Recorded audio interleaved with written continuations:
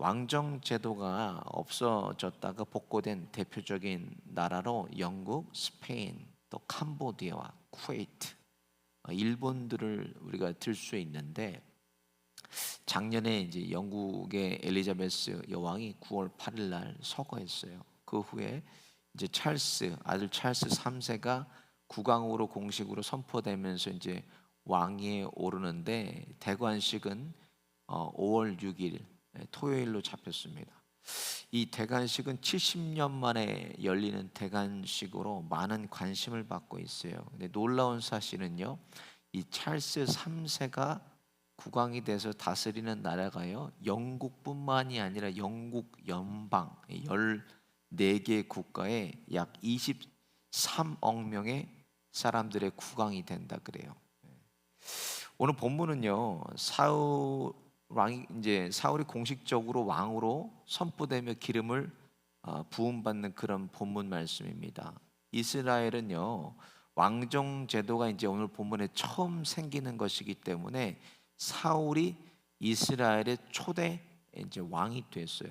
1절을 보면요, 이에 사무엘이 기름병을 취하여 사울의 머리에 붓고 입맞추어 가로되 여호와께서 내게 기름을 부으사 그 기업의 지도자를 삼지 아니하셨느냐, 이제 이렇게 기록이 되어 있는데, 성경에 보면요, 여러 가지 직분들이 기록이 되어 있습니다. 특별히 구약에는 기름 부음 받은 직분이 3가지 직분이 있어요. 먼저는 선지자가 기름 부음 받았고, 또 제사장과 그리고 왕이 기름 부음을 받았습니다. 동일하게 기름 부음 받지만 서로 다른 직분으로 세워진 거예요. 선지자는 하나님의 말씀을 전해주는 사람입니다. 하나님 말씀을 전해주는데 기름 부음 받아서 이사야 선지자, 예레미야 선지자, 에스겔, 또 엘리야, 엘리사 같은 선지자들이 활동을 했었고요. 제사장으로는 레위 지파에 속한 사람들이 제사를 주관하는 일들을 맡았어요. 우리가 잘 알고 있는 아론이 있죠. 그리고 그 아들들이 있었고 그 자손들이 있었는데 엘리, 사독, 그 다음에 아히마스, 이런 제사장들이 기름 부음 받고 활동을 했습니다. 마지막으로 왕이 있는데요, 왕은 다스리고 통치하는 그런 자로 오늘 본문에 사울 왕과 다윗 왕 그리고 솔로몬 왕이 있습니다. 그리고 남유다, 북이스라엘에 여러 왕들이 있었는데, 기름 부음 받은의 의미는요 2가지의 의미를 가지고 있어요. 기름 부음 어떤 의미를 가지고 있나? 주인과 종의 관계에서 종에게 기름을 붓습니다. 종이라는 그런 뜻을 가지고 있어요. 그래서 우리가 그리스도란 뜻 있잖아요. 그리스도, 메시아란 뜻도 기름 부음을 받은 종이라는 뜻이에요. 기름 부음 받은 종. 오늘 본문의 사울이요, 왕으로 기름 부음을 받은 것은 누구의 종이라는 것입니까? 하나님의 종이라는 거예요. 하나님의 종이라는 것을 상징하는 거예요. 누구의 요구에 의해서 왕이 되냐는 중요하지 않아요. 사람이 요구했잖아요. 사람이 이스라엘이 왕을 요구해서 하나님께서 오늘 사울 왕을 세우시는데 누가 요구하고 이런 건 중요하지 않아요. 하나님의 종이라는 거예요. 그래서 다윗이 그를 완벽하게 죽일 수 있는 2번의 기회가 있었지만 그 찬스를 쓰지 않아요. 왜 다윗이 그를 죽이지 않나? 사울이 누구야? 하나님께 오늘 본문에 기름 부음 받은 종이기 때문에 그를 건드리지 않았다는 거예요. 기름 부음 받지 않았다면 다윗이 사울을 죽였을 거예요. 근데 기름 부음 받은 종이라는 것 때문에 하나님의 종이니까 건들지를 아니한 겁니다. 2번째는요, 새로운 삶을 의미해요. 기름 부음 받으면 이전의 삶을 버리고 새로운 삶으로 나아가는 것을 의미해요. 이게 마치 그러면 신부님들도 목사 같이 안수를 받아요. 안수를 받는데 그걸 뭐라 그러나 서품 예식이라 그래요. 서품 예식 보면 이 사람들은 부복해 가지고요, 이 몸을, 이 배를요 땅에다가 엎드리고 핍니다. 그리고 나는 이제 그리스도와 죽었습니다 하고 서품 예식이라는 신부님도 그러고 이제 안수를 받는데, 오늘날 교회의 황존직들을 얘기해요. 황존직을 세우는요 임직자들도 기름을 붓는다는 표현을 써요. 기름 부음 받았다고. 그리고 안수를 합니다. 그리고 임직이 끝나면 이제는 교회의 직원이 되는 거예요. 직원이. 무식한 사람들은 왜 우리가 직원이냐, 저 목사가 우리를 비하한다 막 이래가지고 또 얘기하는 분도 계시는데, 임직하고 항존직들은요 교회 직원입니다. 교회 헌법에 보면요 직원이 되는 거예요. 그리고 항존직들이 아니신 분들은요, 아이 그럼 나는 뭐야, 이건 뭐 우리는 기름 부음 받은 종들이 아니냐 이렇게 생각할 수 있지만요, 이 항존직들은 뭐예요? 기름 부음 받으면 과거를 청산하는 거예요. 과거를. 내 과거는 주님과 함께 죽고 그리스도와 다시 살았다는 것을 이건 상징하는 겁니다. 그렇기 때문에 우리들은 이미요 형식적으로는 기름 부음을 받지 않았지만, 일반 성도님들은요 그렇지만 예수를 나의 구주로 믿는 순간에 하나님의 영 성령이 우리 안에 기름 부으셔서 내주하게 되는 거예요. 우리는 뭐 나는 임직도 안 하고 항존직도 아니어가지고 이건 뭐 차별하나 이런 게 아니라, 예수를 믿는 그 순간부터 하나님의 성령이 기름 부으심을 받고 우리가 우리 안에 내주하시는 거예요. 우리는 그런 사람들입니다. 그러니까 교회 항존직이나 일반 직분자들은 다 똑같은 교회의 책임을 가지고 있고 의무가 가지고 있지만 예식을 통해서 질서상으로 직분을 받나 질서상으로 안 받나의 그런 차이지, 크게 볼 때는 우리 다 성령의 기름 부음 받은 성도라는 거예요. 우리가. 그래서 오늘 본문에 보니까요, 사울 왕에게 기름 부음 받은 것에 대한 세 가지 증표가 나타나게 돼요. 뭐가 나타나게 되나 먼저 보세요.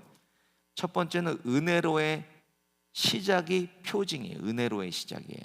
오늘 본문 2절을 보세요. 내가 오늘 나를 떠나다가 베냐민 경계 셀사에 있는 라헬의 묘실 곁에서 두 사람을 만나리니 그들이 내게 이르기를 내가 찾으러 갔던 암나기를 찾은지라. 내 아비가 암나기들의 염려는 놓았으나 너희를 인하여 걱정하여 가로되 내 아들을 위하여 어찌하리요 하더라 할 것이요. 기름 부음을 받고 돌아가는 길에 뭘 만난다고? 셀사라는 곳에서 두 사람을 만나게 되는데, 그 사람들이 뭐라 그러나 잃어버린 나귀를 걱정하지 말라는 걸 찾았다고. 이제는 아버지가 잃어버린 나귀를 걱정하는 게 아니라 아들인 사울을 걱정하고 있다고 얘기한다는 거예요. 성경에서는요 항상 두 명의 숫자를 중요하게 생각해요. 두 명의 증인. 그래서 현대 교회도 마찬가지예요. 교회 송사라든지 교회 치릿거리가 있으면 뭐예요? 항상 두세 사람의 증인이 반드시 필요합니다. 혼자 나와서 교회에다가 당회에다가 송사할 수 없는 거예요. 2명 이상의 증인이 항상 필요한 거예요. 오늘날도 교회도 마찬가지. 노회 총회에 송사할 때도 2명 이상의 증인이 있어야 돼. 고소인이 2명 이상이 있어야 됩니다. 아버지는요 아들을 걱정하고 있는데, 오늘 본문 보니까 사울이 잃어버린 나귀를 걱정하지 아버지는 이 아들을 걱정하고 있었다는 거예요. 여기서 두 사람을 만나게 되는데요, 장소를 보세요. 장소가 어디예요? 야곱의 아내가 누구죠? 라헬이야. 라헬의 무덤 앞이에요. 라헬의 무덤 앞에서 만난다는 거예요. 라헬을 통해서 누가 나왔어요? 요셉과 베냐민이 나왔잖아요. 근데요, 베냐민이라는 사람은요 엄마의 얼굴을 보지 못하고 자란 사람. 왜? 베냐민을 낳다가 라헬이 죽었잖아요. 그러니까 엄마의 얼굴 못 보고, 하나님의 은혜가 아니었으면 베냐민 지파도 나올 수도 없는 사람들이에요. 여기 있을 수 없는 사람이라는, 하나님의 은혜가 아니면. 그래서 라헬의 묘에서 만나게 하신 것도 그 시작이 하나님의 은혜로 시작된 베냐민 지파인 거를 깨달으라는 거예요. 알라라는 거예요. 근데 베냐민이 어떻게 했습니까? 사사기 마지막에 보면 레위 첩을 융간해서 죽였어요. 악한 일을 했다는 거예요. 베냐민 지파가. 그렇게 은혜를 입고 시작했으므로 태어났음에도 불구하고 그 은혜를 잊어버리고 악을 행한 지파가 베냐민 지파입니다. 그래서 하나님의 은혜를 잊지 말라고 하시는 거예요. 이제 큰 은혜를 입었는데요, 그런 작은 지파가 됐잖아요. 왜냐, 학살당했죠.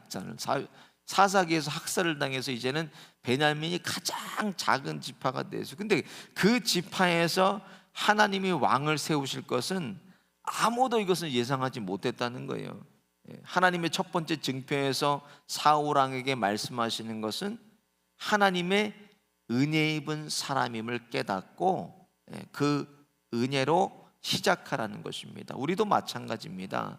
우리의 시작도 우리의 끝도 하나님의 은혜로만 사는 사람들이에요. 우리는 그래서 은혜로 구원받고 은혜로 천국 가는, 천국을 소유한 사람들. 그래서 항상 그 은혜를 우리는 잊지 말고 살아야 돼요. 두 번째로 베델로 올라가는 사람에게요 떡 두 덩이를 받는다고, 떡을 받는다고 기록이 되어 있어요. 3절을 보세요. 내가 거기서 더 나아가 다볼 상술에 이르면 거기서 하나님을 뵈려고 베델로 올라가는 세 사람이 너와 만나려니 하나는 염소 새끼 셋을 이끌고 하나는 떡 세 덩이를 가졌고 하나는 포도주 한 가죽 부대를 가진지라, 이렇게 기록이 되어 있는데, 베델은 어디예요? 야곱이 에서를 피해 도망가다가 잠깐 잠들었어요. 근데 사다리로 뭐가 오르락내, 하나님의 사자가, 천사가 오르락내리락 하는 것을 본 곳이 바로 베델. 무슨 뜻이에요? 하나님의 집이 베델입니다. 하나님의 집. 베델로 올라가는데 거기서 사람들을 만나요.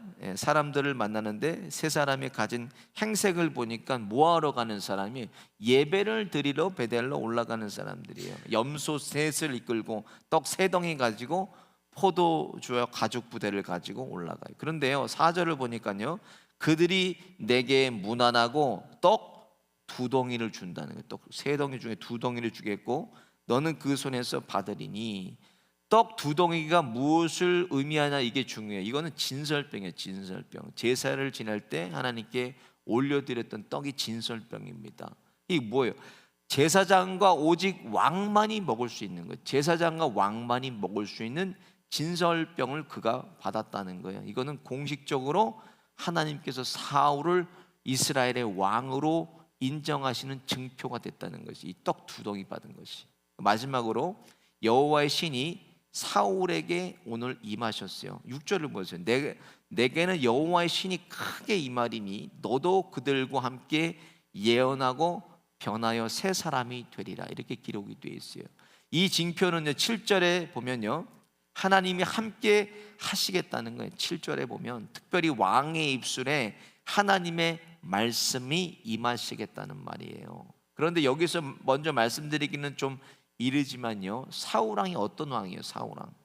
사울 왕은 하나님의 신이 이렇게 크게 임해도 말씀이 통치했음에도 불구하고 실패한 왕이, 실패한 왕. 시작부터 이 결론을 말하면 안 되잖아요. 근데 이 실패했어요. 어떤 분이, 성도님들이요 넷플릭스에서는 드라마 뭐죠? 그 더 글로리 시즌 2가 나왔다는 거예요. 그래서 그냥 막 교회에서 얘기하는데, 지난밤에 그거 내가 한 번에 다 몰아봤다고. 저도 못 봤거든요. 앉아 계신 분들이 다 못 봤어요. 그런데 그냥 더 글로리 시즌 2 스토리를 다 얘기해 버린 거예요. 스토리를. 그래서 그렇게 되고, 그거 누가 그래서 보겠어요? 그 다 스토리 알아버리는데 다 안 봤는데. 그래서 저는 그 대충 들어보니까 이거 안 봐도 되겠더라고요. 오늘 기름을 붓는데 실패하는데요, 이 결론을 제가 말해버렸죠. 근데 디테일은 제가 말하지 않을게요. 사울이 실패한 것은 왜 실패했나? 하나님과의 관계가 무너져서 그래요. 하나님과의 관계가 깨졌기 때문에 사울 왕이 실패한 거예요. 오늘 공적인 왕으로 세우는 징표를 세 가지를 말씀하시면서, 라헬의 묘를 보면 사울 왕의 조상의 묘 아닙니까? 할머니의 묘예요. 시작해서 여기서 은혜로 시작해서 사울 왕이 그런 사람임을 하나님께서 보여주셨음에도 불구하고 실패했어요. 또 진설병을 통해서 제사장이나 왕이 손댈 수 있고 먹을 수 있는 것을 통해서 하나님이 공적인 왕으로 사울을 세우셨다는 것을 증표로 주셨어요. 그리고 마지막으로 보니까 하나님의 신이 크게 임하셔서 그가 예언도 했다는, 예언은 하나님 말씀을 전했다는 겁니다. 오늘 봐도요 참 이렇게 어리숙하고 그런 왕이 아닙니까? 겸손했던 왕이에요. 근데 그가 왕의 자리에 앉으니까요 하나님을 두려워하지 않아요. 하나님을. 오늘 하나님께서 이렇게 사울 왕에게 임하셔서 그 입술에 하나님의 말씀을 넣어주셔서 예언까지 했음에도 불구하고 하나님을 두려워하지 않아요. 분명하게 드러나는 뚜렷한 증표는 뭐예요? 이전 일을 버리고 하나님의 은혜로 시작하라는 거예요. 이전 일을 다 잊어버리고 이제는 하나님의 은혜로 시작하는 사람 되라는 것을 하나님께서 이것을 보여주시는 거예요. 마찬가지입니다. 우리 교회도 마찬가지예요. 하나님의 나라도 마찬가지예요. 교회에 똑똑한 사람이 교회에 일하는 거 아니에요. 똑똑한 사람이 하나님 그런 사람 쓰셔서 교회를 든든하게 세우시는 것이 아니라 교회 일꾼은요, 하나님의 은혜에 푹 젖은 겸손한 사람을 쓰십니다. 그리고 말씀에 순종하는 사람을 하나님께서 쓰신다는 거예요. 그러니까 내가 가지고 있는 상식과 경험과 지식을 하나님 앞에 내려놓고 하나님을 내 대책으로 놓고 사는 직분자, 그런 교회를 하나님이 시대적으로 쓰신다는 것입니다. 오늘 본문에 다음 시간에 이제 얼마만큼 사울이 이제 겸손하고 온유한 사람인지 우리가 알 수 있지만, 오늘 본문 같이 하나님의 은혜 없이 우리가 살 수 없는 사람임을 점검을 해야 돼요. 우리가 은혜로 시작했다 교만으로 망하면 안 돼요. 우리가 이렇게 하나님의 은혜로 생명 주시고 살려주시고 오늘도 호흡을 연장하셔서 하나님의 교회와 가정과 일터를 세우게 하시는구나. 은혜를 우리가 붙잡고 살아야 돼. 잊지 말아야 돼. 은혜를. 오늘 하나님이 나의 유일한 대책이 되셔서 내 상식과 경험과 지식을 다 내려놓고 하나님을 나의 인생의 유일한 대책으로 삼으시고 힘차게 세상 속으로 전진하는 저와 여러분 되시기를 예수님의 이름으로 축원드립니다. 오늘 말씀 생각하시면서 함께 찬양하겠습니다.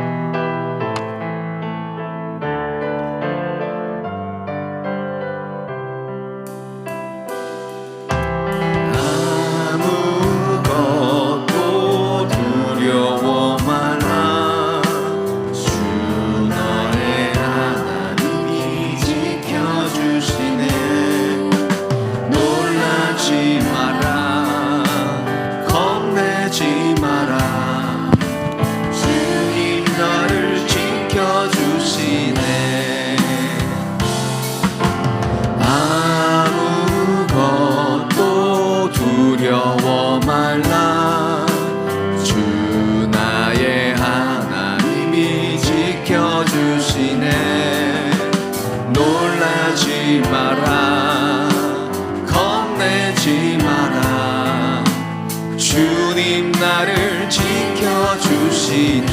내 맘이 힘에 겨워, 내 맘이 힘에 겨워 지칠지라도 주님 나를 지켜주시네. 세상의 험한 풍파 몰아칠 때도 주님 나를 지켜주시네. 주님은 나의 산성,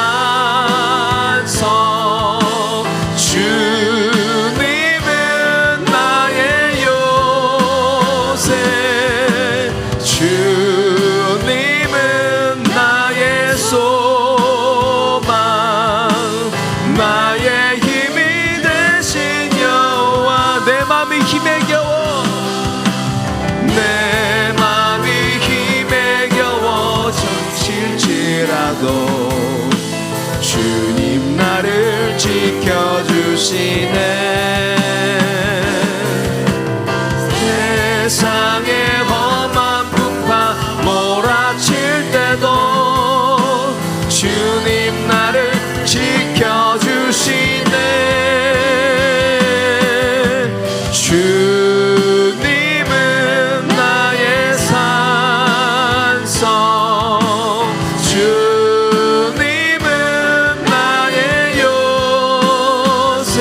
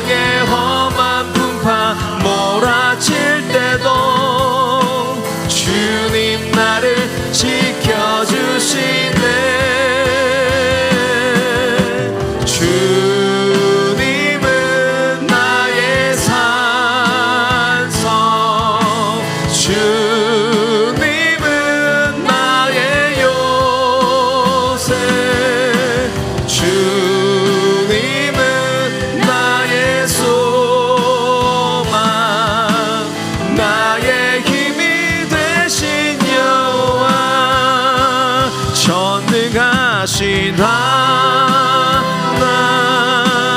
찬양 언제나 동일하신 주 전능하신 하나님 찬양 영원히 다스리네 나 주의 이름 높이리 나 주의 이름 높이리 나 주의 이름 높이리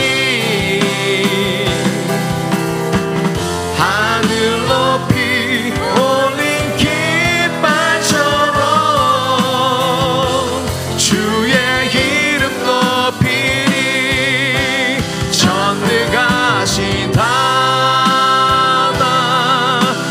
찬양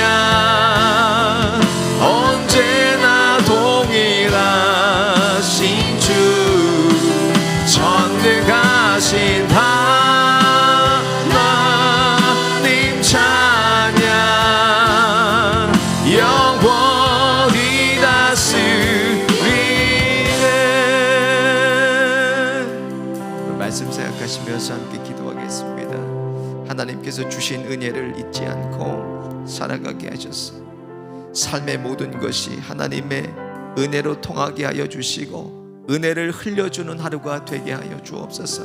나의 산성이 되시고 나의 요새가 되시고 소망 되신 힘이 되신 여호와 하나님만 만사의 대책으로 놓게 하여 주셨어. 두려움 없이 믿음으로 힘차게 전진하는 하루가 되게 하여 주옵소서. 주님여 앞장서 주시고 주님여 오늘 하루도 저희들을 살아 주옵소서. 주의 한번 부르짖고 거 믿음으로 함께 기도하겠습니다. 주여 하나님